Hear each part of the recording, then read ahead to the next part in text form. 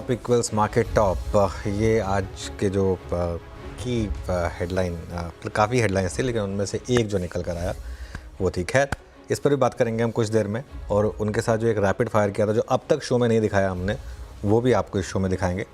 लेकिन आज के शो की बात करते हैं, आज की मार्केट की। और वीरू, अच्छा गुड आफ्टरनून। मार्केट फिर ब्लू स्काई टेरिटरी में एक बार लगातार मार्केट न्यू हाइस पर हाइस जड़ रहा है। कल नया हाई जड़ा, आज सुबह नया हाई जड़ा।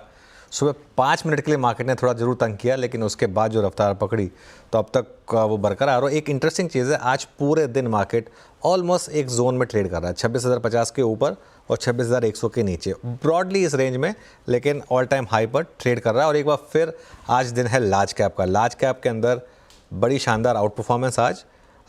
मिड कैप और स्मॉल कैप में क्लियरली एक अंडर परफॉर्मेंस, और अंडर परफॉर्मेंस अब काफ़ी बढ़ रही है। स्मॉल कैप तो मंथ टू डेट नेगेटिव हो गया है और मिड कैप भी ऑलमोस्ट वहाँ जाने की तैयारी कर रहा है। और मेरा ये मानना है कि ये डाइवर्जेंस अक्टूबर में और बढ़ेगी, और अभी के लिए एक क्लियर ट्रेड है कि आप लार्ज कैप में रहें और मिड कैप और स्मॉल कैप को थोड़ा अवॉइड करें। Ashta, Viru, good afternoon. Good afternoon Anuj. आज ऑफ कोर्स इस सीरीज़ का आखिरी ट्रेडिंग सेशन, और मुझे याद है इस सीरीज़ की शुरुआत में लोग इस चिंता में थे कि क्या इस बारी करेक्शन आएगा। वो तो ऑफ कोर्स नहीं हुआ और हम 26,100 पर पहुंचे हैं।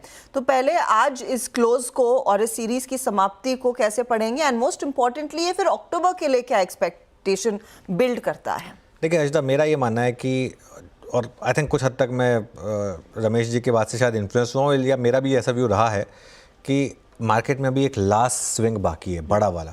वो जो 27,272 की बात मैं बार बार कर रहा हूँ कि 27,272, और वो हो सकता है अक्टूबर में ही आ जाए, दिवाली से पहले आ जाए, और नवंबर में फिर वो जो IPO आएगा अगर hyundai का, या अक्टूबर के एंड में आएगा, उसके साथ शायद कोइंसाइड करे। ये पॉसिबल है। अभी क्या करना है, लेकिन अभी जिस लेवल पर नज़र रखनी है वो है 26,150 निफ्टी पर। 26,150 क्रॉस हुआ तो 26,200 और 26,250 ये लेवल्स पॉसिबल हैं। इस मार्केट में लॉन्ग रहें, लगातार एक ही व्यू रहा है, इस मार्केट में लॉन्ग रहें और अपना स्टॉप लॉस ट्रेल करते रहें। आज सुबह जब हमने ट्रेड की शुरुआत की थी तो हमारा ट्रेलिंग स्टॉप लॉस था 25,850। अब मैं उसको चेंज कर रहा हूँ, लेकर आया हूँ 25,950 पर। बहुत सिंपल है, रोज़ 100 पॉइंट के करीब आपका ट्रेलिंग स्टॉप लॉस ऊपर आ रहा है, अब 25,950। और अगर आप यहाँ पर बंद हो गए तो पोजीशनल स्टॉप लॉस भी बढ़कर आ जाएगा आपका 25,950 के पास, और फिर मुझे लग रहा है कि 26,400 26,500 तक के लेवल्स आपको शायद अगले हफ्ते देखने को मिल जाएंगे। बैंक निफ्टी की जहाँ तक बात है, 54,500 से 55,000 के लेवल्स बैंक निफ्टी पर ओपन हुए हैं। यहाँ पर लॉन्ग रहें और 54,000 तक की हर गिरावट को बेसिकली यहाँ पर बाय करें, और एक स्टॉप लॉस लगाएं सिस्टम में करीब 53,750 का। हर्षदा, ये मार्केट जो है ना, ये आपको कुछ कह रही है इस समय। थोड़ा और इस पर डिस्कशन करेंगे डिटेल में कि जो प्रोफाइल ऑफ स्टॉक्स भाग रहे हैं और जो प्रोफाइल ऑफ स्टॉक्स गिर रहे हैं, large cap versus mid cap, इसमें भी एक बेसिकली कहानी छुपी हुई है।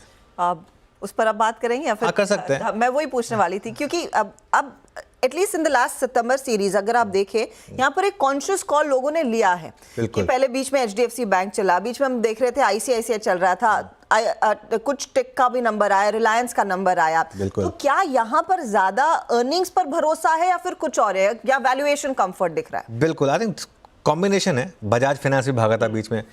देखिए, हाई वैल्यूएशन स्टॉक्स भी भाग रहे हैं, जैसे ट्रेंड है फॉर एग्जांपल। हाई वैल्यूएशन वाले स्टॉक्स वो भागेंगे जहां पर आपको अर्निंग्स की विजिबिलिटी बहुत ही ज़्यादा है, जैसे ट्रेंड हो गया, वो एक अपनी एक अलग लीग में आ गया अब, तो वो स्टॉक भागेगा। या फिर अब उसके बाद भागे हैं स्टॉक्स जो अपनी मीडियन वैल्यूएशन से, अपनी पीक से काफ़ी पीछे हैं। जैसे इस सीरीज़ में कौन कौन स्टॉक्स भागे हैं? HDFC बैंक सबसे ज़्यादा भागा है। HDFC बैंक ने आज जाके अपना 52 वीक हाई लगाया है, ठीक है। उसके अलावा या उसके आसपास आया है। उसके अलावा क्या भागा है सीरीज़ में? बजाज फाइनेंस। एक महीना का रख दीजिए, 3 महीने का नहीं, 1 महीने का रखते। हाँ, उसके बाद क्या भागा? बजाज फाइनेंस भागा इस महीने में। और क्या भागे हैं? कुछ selective, very selective IT stocks जैसे वो भागे हैं। जैसे बजाज फाइनेंस देखिए, 1 महीने में 14% भागा है, अभी भी अपने 52 वीक हाई पर नहीं है। तो उस कैटेगरी के स्टॉक्स भागे हैं। गिरे क्या हैं स्टॉक्स, ये देखना बहुत ज़रूरी है। गिरे हैं वो स्टॉक्स जहाँ पर मिड कैप ब्रॉडर मार्केट में बहुत ज़्यादा वैल्यूएशन, बहुत ज़्यादा आउट ऑफ द वैक पहुँच गई थी। वहाँ पर आपने इस महीने में थोड़ी सी करेक्शन देखी है, या फिर जहाँ पर थोड़ा सा न्यूज़ फ्लो ख़राब रहा हो, वहाँ पर आपने थोड़ी सी करेक्शन देखी है। उस तरीके के स्टॉक्स गिरे हैं। ऐसा नहीं कि स्मॉल कैप और मिड कैप सारे गिर गए हैं, लेकिन जैसे फॉर एग्जांपल अब हेवेल्स है, या भारत फोर्ज है, या फिर आप लुपिन ले लीजिए फॉर एग्जांपल। ये स्टॉक्स में थोड़ी सी बहुत बड़ी रैली के बाद एक करेक्शन हुई है। भारत फोर्ज देखिए 8% गिरा है।